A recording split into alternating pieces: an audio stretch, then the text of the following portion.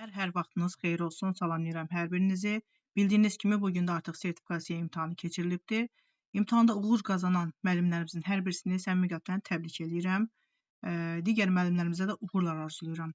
Deməli, suallar necə olubdur? Təxmini istiqamət var ki, yəni müəllimlərin oradan çıxan, iştirak edən müəllimlərimizin yadında qalan suallardır. Müəllimlər, hər dəfə bunu vurğulayıram və mən bu sualların bir qismini sizinlə paylaşacağam. Təxmini hansı istiqamətdə suallar düşübdür?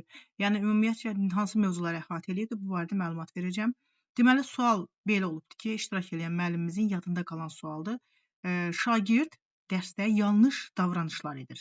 Sinif qaydalarını pozur. İndi burada geniş bir situasiya verilibdir. Yəni mahiyyət bundan ibarət olubdur ki, yanlış davranış eləyir. Sinif qaydalarını pozursa, müəllim bu vəziyyətdə necə reaksiya verməlidir?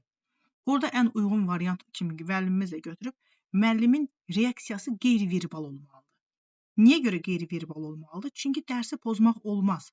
Şagird pozucu bir davranış eləyirsə, müəllimin ona reaksiyası səssiz olmalıdır. Səssiz reaksiya verəcək. Artıq burada həmin pozuntunu xəbərdarlıq etmək üçün müəyyən vasitələr var.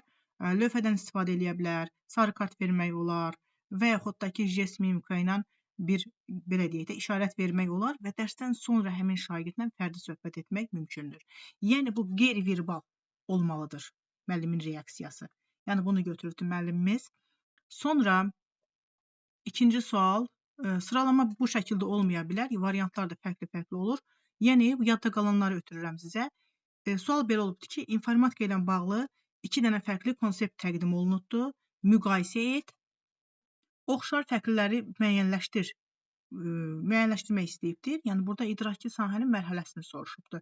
Əgər şagird təqdim olunan bu 2 fərqli konseptdən müqayisə eləyəcəksə, onları oxşarlıqlarını, fərqli cəhətlərini müəyyənləşdirəcəksə, həmin şagird idrak baxımından anlamaq mərhələsindədir müəllimlər.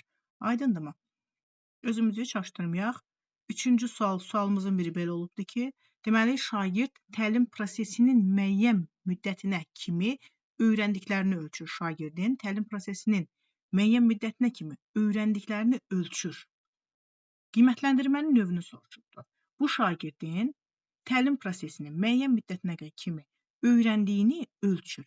Ölçən hansı qiymətləndirmədir müəllimlər? Summativdən söhbət gedir.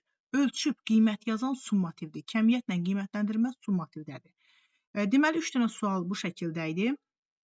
Deməli, qiymətləndirmədən olubdur, qaydadan olubdur, sinif qaydalarından, müəllimin atacağı addım və orada inteqrasiyadan bir sual görülübdür.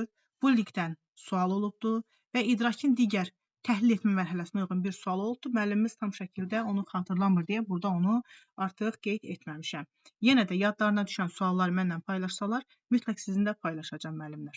Belə, ümid edirəm faydalı oldu sizin üçün.